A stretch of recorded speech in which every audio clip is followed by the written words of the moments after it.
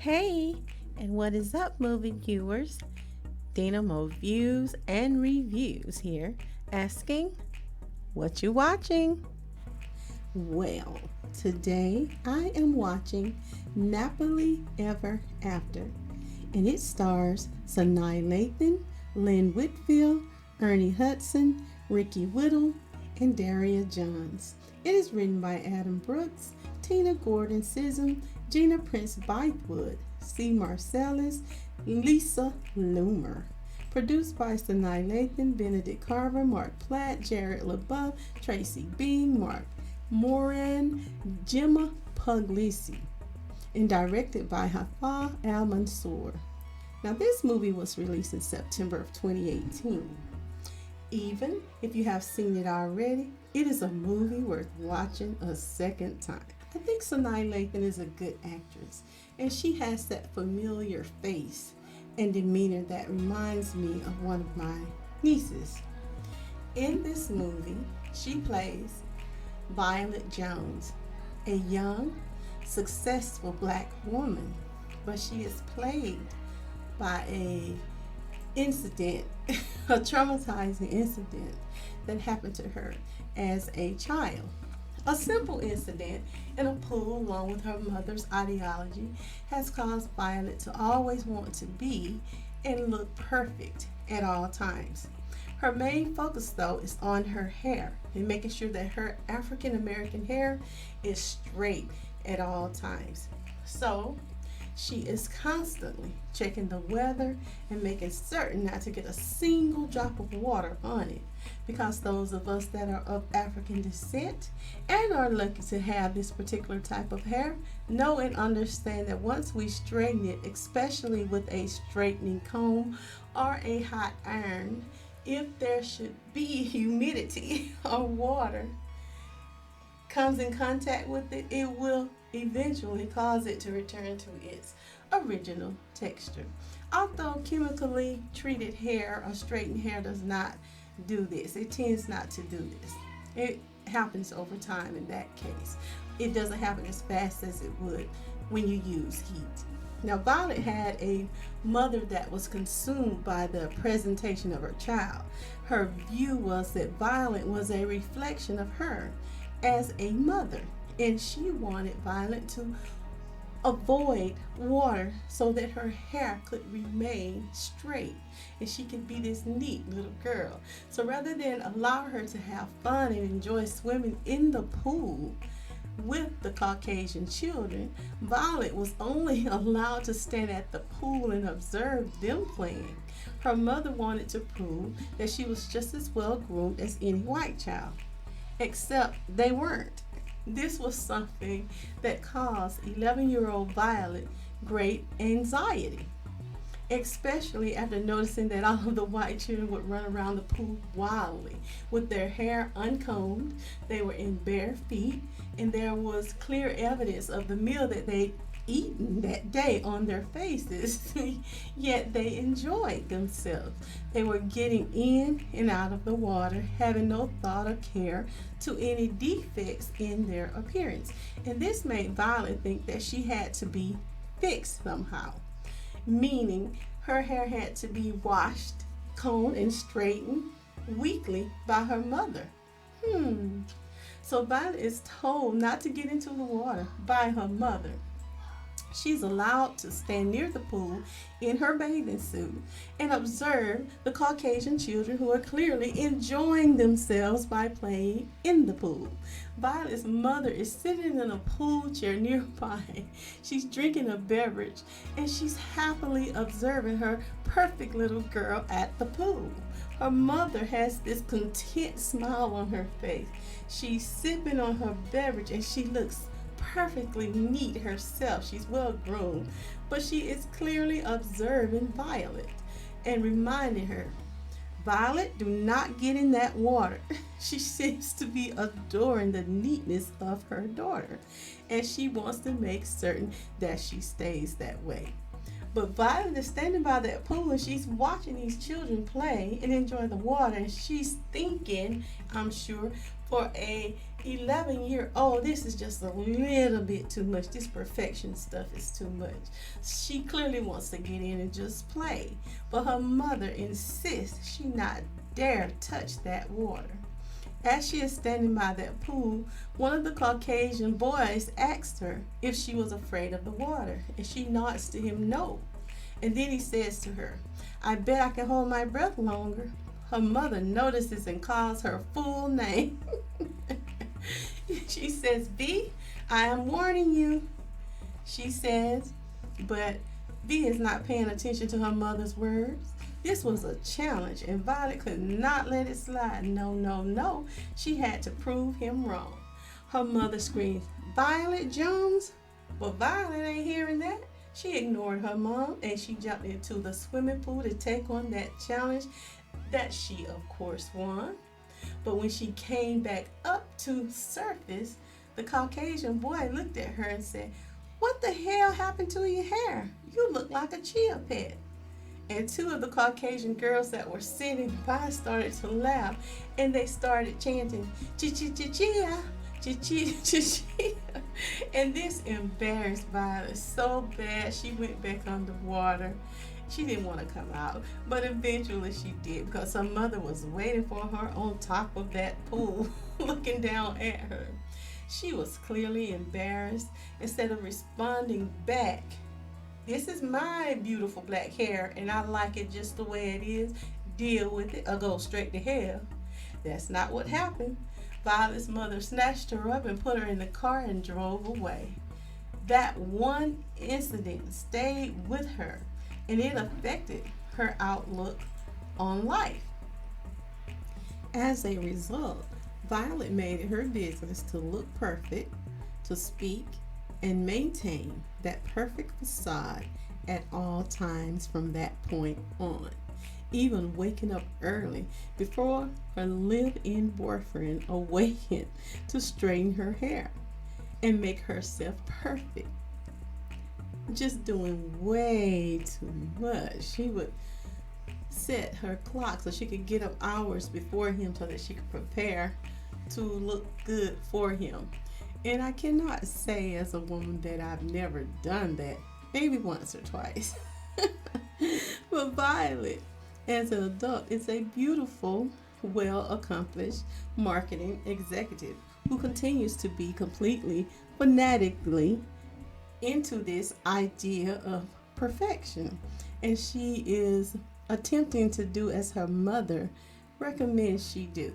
And that is to get a ring from the guy that she is currently seeing and living with. She's so obsessed that when she arrives at work, she even has her secretary, whose name is April, to check the weather and the humidity before scheduling a lunch date outside with her besties. And once outside on the patio, during conversation, she's constantly looking up to the sky and she's pondering about clouds in the sky. And she's asking, are you sure there is not a rain cloud? That is not a rain cloud that I'm looking at in the sky. And one of the friends had to assure her by saying that the weather report said no rain. But she is excited on this particular day. It is her birthday. And she is excited because this is the big day that she gets a ring from her boyfriend of 2 years. She invites her parents, who are now separated, and she invites her friends and relatives to her birthday dinner tonight to see that expected proposal. But when she receives from him a puppy instead of the expected ring and proposal of marriage, it causes her to question herself and him. She begins to spiral and she's wondering what is wrong with her. She is disappointed and lets Clint, that's the name of her live-in boyfriend, she lets him know that she expected a ring and wanted to know why after 2 years of dating he did not propose to her. He is so surprised that she would ever even be expecting a proposal, and his response is, why would you expect that? He said he don't even know her, and she is very beautiful, but she's 24/7 perfection, and it is like being on a 2-year first date. Hmm. I don't know a lot of men that would complain about that, but okay. She rightfully, in my opinion, asked him to leave, that the relationship is over. But he seemed surprised, and I'm like, girl, after 2 years, if he don't know you, if you don't know me by now, how the song go? But she's very disappointed, and she began to doubt herself, and she spirals into this self-doubt that leads to self-reflection.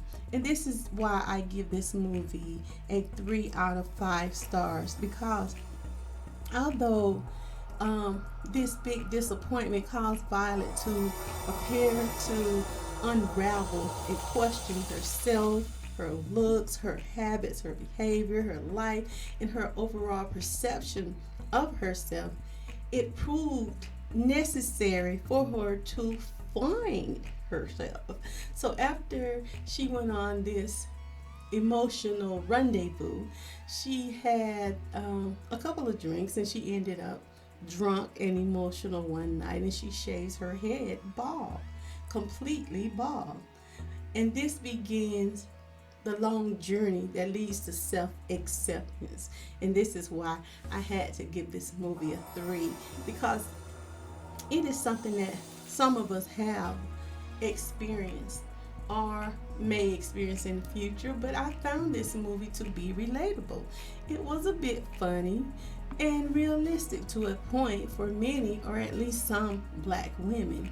My favorite part was when she jumped into the pool. She had accepted herself, and she had accepted this short natural hairdo, and she was letting her fiance know, accept this, accept me, or leave it alone. And when her mom and dad kissed, it was Nappily ever after for me. Yep, you know, I like that black love stuff, and I loved seeing it on the big screen. Now, there are a lot of things that went on. Now, I don't like to give the entire movie away. Leave something for you to check out. But that was just some of the things that I found very interesting to me in this movie. The movie really just highlighted some of the effects of, to me, what I would call white supremacy on the black mind when it comes to beauty standards, and most of all when it comes to black hair and black women, and having to have this straight hair to be acceptable in certain parts of this society. Something subconsciously that was thrust upon the black woman and man, and it can make some insecurities within us, insecurities with your image as well, and how other people see you. So, but particularly when it comes to black hair and acceptance, even today, black hair discrimination still exists. And it is an issue for some, especially in the work environment today. Now, if you constantly tell someone that something about them that is natural to them, that they have no control over, is bad or negative their entire life, what do you expect? Not knowing or truly understanding that the beauty that is you, it can make one second guess themselves and wonder, like she did, what is wrong with me? Was I made in error? Heck no. Girl, you are the mother of all civilization. How can that be an error? It's already perfection there in your creation. So it also shows how good it feels to accept and embrace the beauty that is black hair and black womanhood, removing all the superficial, the sensationalized factors, and just accepting yourself as you are, regardless of what society or propaganda pushes. It is empowering, it is enlightening, and just a beautiful thing to behold. I love my black hair. I love the texture of black hair. I don't care the style. It is so unique and so versatile. And I've always questioned, why don't people just accept it as it is? And a lot of people do. But like I said, the movie highlighted the millstone it puts on women to be perfect as well, especially when it comes to being acceptable or accepted in this society. But for me, it is redefining the narrative and rearing the next generation of black girls to accept their own. Everything that makes them a black woman and being their own black self, even if that means boldly rejecting propaganda and racist beauty standards, because there are some beautiful black women and I love this black hair. But the ending, it kind of left me hanging. It did not show if she did indeed get married or who she was with. Who did she end up with? That was a negative for me. It did show, and I gave that, I think it was that example of getting in the pool of her just embracing herself and how she began the process of loving that natural African person, African hair, and she wasn't wasting her time anymore trying to make it acceptable or make herself acceptable to anyone but herself. It's a beautiful thing. Even in the movie though, when Violet dyed her natural hair a blonde color, she was still very beautiful with blonde hair. And my husband often say that black women can rock any style of hair and or no hair at all. He said they still look good.